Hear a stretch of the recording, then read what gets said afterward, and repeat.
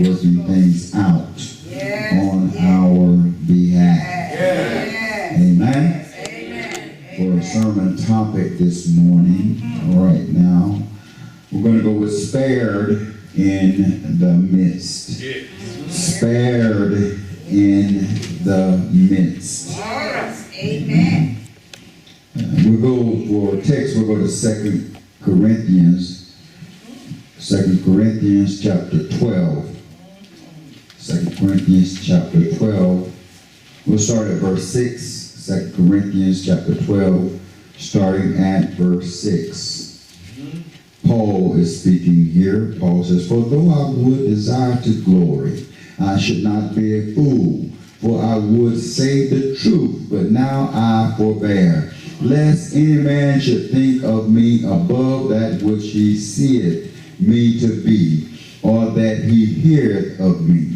And lest I should be exalted above measure through the abundance of the revelations, there was given to me a thorn in the flesh, a messenger of Satan to buffet me, lest I should be exalted above measure. For this thing I besought the Lord three times, that it might be departed from me. And he said unto me, My grace is sufficient for thee, for my strength is made perfect in weakness. Most gladly, therefore, I will rather glory in my infirmities, that the power of Christ may rest upon me. Therefore, I take pleasure in infirmities, in reproaches, in necessities, in persecution, in distresses for Christ's sake. For when I am weak, then am I strong. Spared in the midst. Here it is that Paul is dealing with an issue. Anybody know anything about issues? Paul has a situation that he is going through. Paul has a flaw. Paul says there's a thorn in my side. Paul said, I would glory. But I should not be a fool. We understand that it's not about us. It's all about God. What God uses us to do and how God blesses us to bless others is not to bring glory to us. Paul said, I would glory, but I should not be a fool. Paul said, I know that I didn't do it. Paul said, I know that it was only by the grace of God and God using me for his glory. Paul said, I forbear. Paul said, I will stop myself from glorying and I'll tell the truth, but let somebody else think of me more highly than they ought to think. See, we don't want people thinking of us more highly than they ought to think of us, because even though I have a call on my life, I'm still a man. Even though she has a call on her life, she's still a woman. And we'll still come short of the glory of God. Because the word says all have sinned and come short of the glory of God. Bishop sins, elder sin, steward sin, trustee sin, a member sin, non-member sin, neighbor sin, co-worker sin. Everybody has some flaws. We have to understand that Paul said, for this thing I went to the Lord 3 times. Paul said, for I would be exalted above measure for the abundance of revelation, for how it is that God has given me the ability to break down his word. I could be exalted above measure, but for this thorn in my side, a messenger of Satan buffets me. He keeps me from understanding that it's not about me, but it's all about God. When we understand that this journey we're on as ambassadors for Christ, as ambassadors for God, as spokespersons for God, we understand it's not about us. If somebody gets saved, the glory goes to God. If somebody gets healed, the glory goes to God. If somebody gets delivered, the glory goes to God. If a backslider is drawn back unto Christ, the glory goes to God. Paul said, I would glory, but I stopped myself. We got to stop ourselves from bragging on ourselves and give God the glory. I don't know who I'm talking to in the iChurch, but give God the glory that you are able to feed babies' children, that you are able to help that wino out, that you are able to help that prostitute out, that you are able to help your co-worker out. Give God the glory. Paul said, I would glory, but I'll be a fool if I glory, because it's all about God. Then Paul going to say, Paul going to say, I had this thorn in my side. Paul said, I had this thorn in my side, and I went to the Lord 3 times. Asked him to take it away. Paul said, I went to the Lord thrice, that it might be departed from me. I went and asked God 3 different times, God, take this thing away from me. We don't know what Paul was dealing with. And Paul said, I went to the Lord 3 times and asked him to take it away. And he didn't take it away. He didn't remove it. But instead, the Lord told Paul, my grace is sufficient. He said, my grace is sufficient for thee. That in my strength is made perfect in weakness. Most gladly, therefore, Paul said, I will rather glory in my infirmities, that the power of Christ may rest on me. Paul said, I understand now. I understand, God, that your grace is sufficient. His grace is favor to go through it. His grace is favor to go through the situation. How many of us know that we don't go through it by ourselves? But it's the grace of God that carries us through the situation.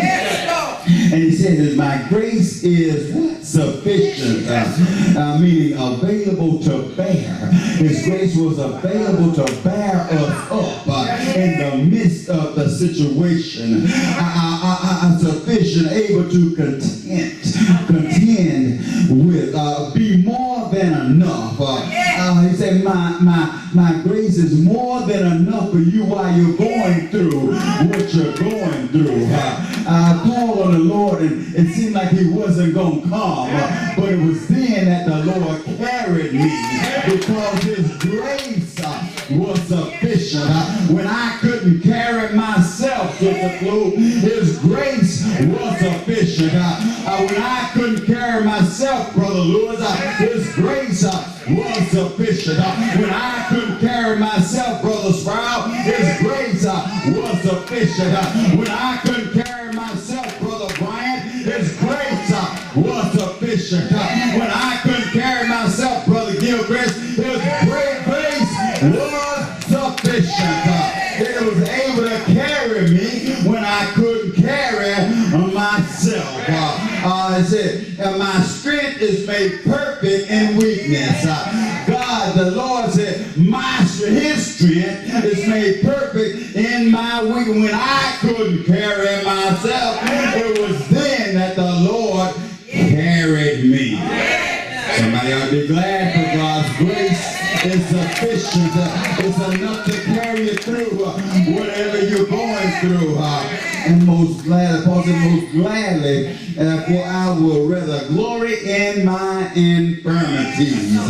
Paul said, I know I'm going through some infirmities, and I rather glory in my infirmities, that the glory, that the power of Christ may rest upon me. All right. That the power of Christ may rest upon me. That the strength of Christ may rest upon me, to use me for his glory. Yes, Lord. To use me for his strength may rest in me, that he may use me for his glory. And then he goes on to say, therefore I take pleasure in my infirmities. Somebody, do you just go ahead and have pleasure in your infirmities, in your sickness, in your diseases, in your weaknesses? Go ahead and glory in the Lord. You glory in the Lord not because you're in it, but because you're not in it by yourself. You don't glory because you're in your sickness, but you glory because you're not in it by yourself. And his word is already promised that by his stripes we shall be healed. Somebody already go ahead and give God some glory. In my infirmities, Paul said, I'm going to go ahead and glory in the Lord, because he spared me in the midst of what I'm going through.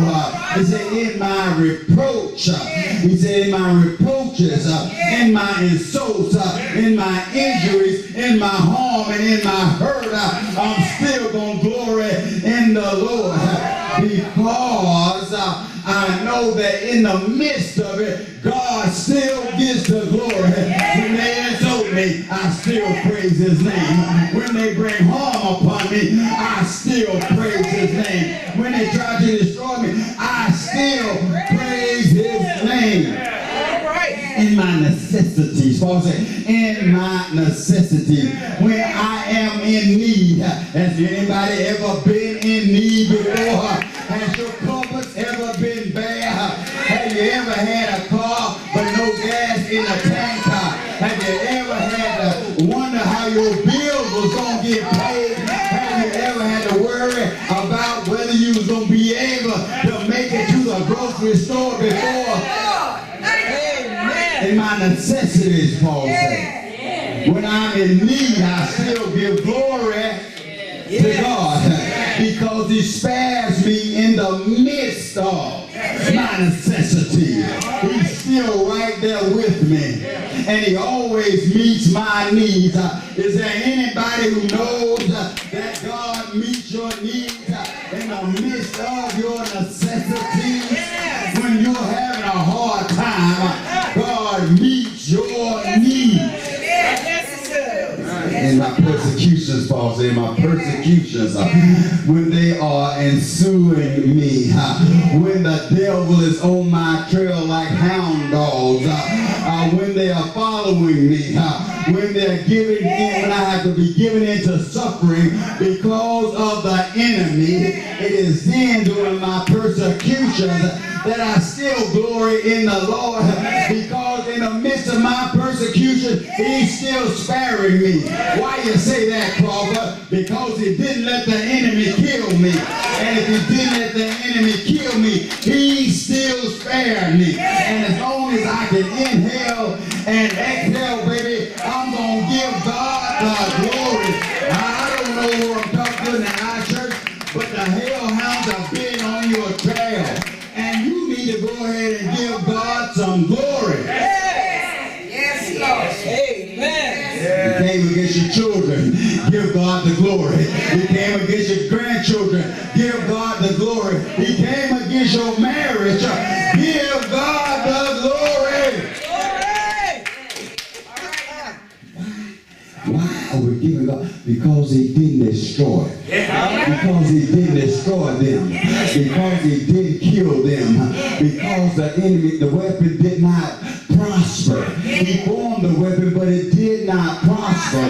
Therefore, we still give God the glory. It didn't say no weapon was not going to be formed. He said it wasn't going to prosper. And even though the enemy came against your child, or your grandchild, your niece, or your nephew, your finances, your employment, your children, whatever they came against, it did not prosper because God spared us in the midst of it.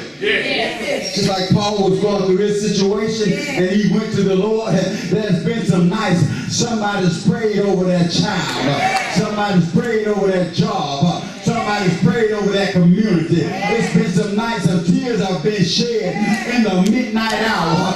You didn't tell nobody that you was praying for that grandbaby. You didn't tell nobody that you was praying for that marriage. You didn't tell nobody because you didn't want nobody to know.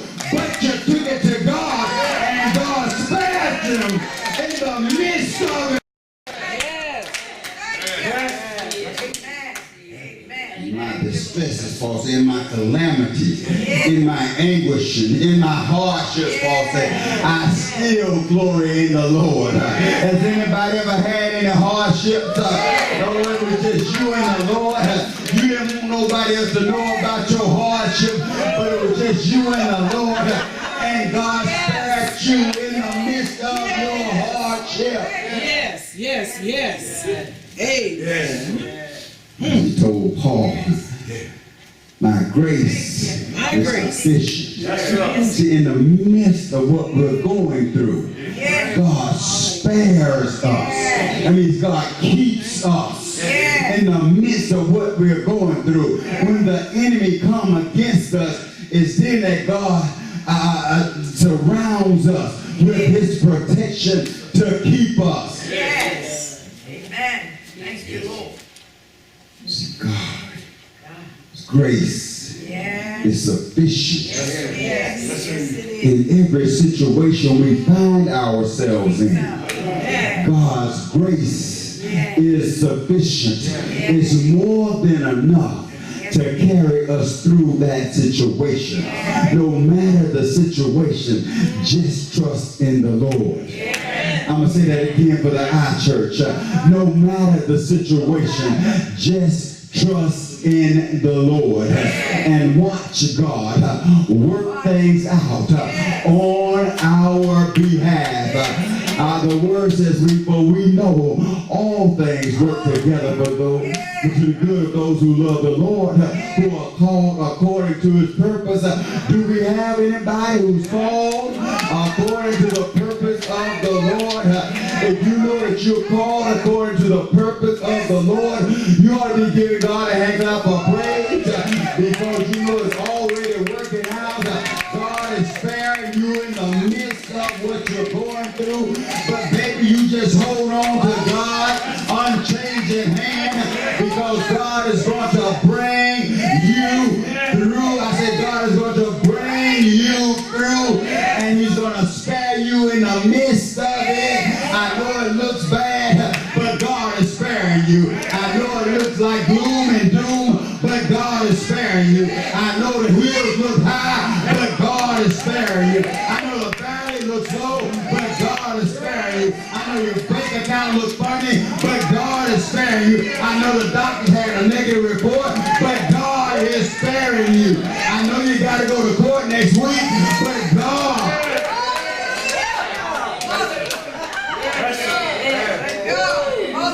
God is sparing you. In the midst of what Paul was going through, God spared him. In the midst of what Daniel went through, God spared him. In the midst of what Lazarus went through, God spared him. In the midst of what Shadrach, Meshach, and Abednego went through, God spared him. In the midst of what Rahab went through, God spared her. If God can spare them, you just hold on to God's unchanging hand and watch God spare us in the midst, the middle part, the midst, the middle part. As we go through, God gonna carry us. Somebody ought to get happy because God is sparing us in the midst of what we're going through. Yes, yes, yes. His grace is sufficient for my strength is made perfect in weakness. God's strength. Now let me get that straight for the I church so they make sure they don't get it twisted. God's strength is made perfect when we're weak. God's strength is made perfect when we're weak. It's God's strength that carries us through.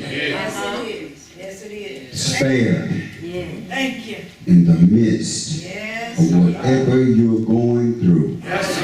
You are spared in the midst of it. Thank you. Because God's God. grace Grace. and mercy is with you Yes. every step of the way. Yes. It's good to know that we serve a God that will never leave us nor forsake us. But to make sure that we're getting what we desire from God, we need to make sure we're in the family of God. And there's but one way to get into the family of God. And it's through His Son, Jesus Christ.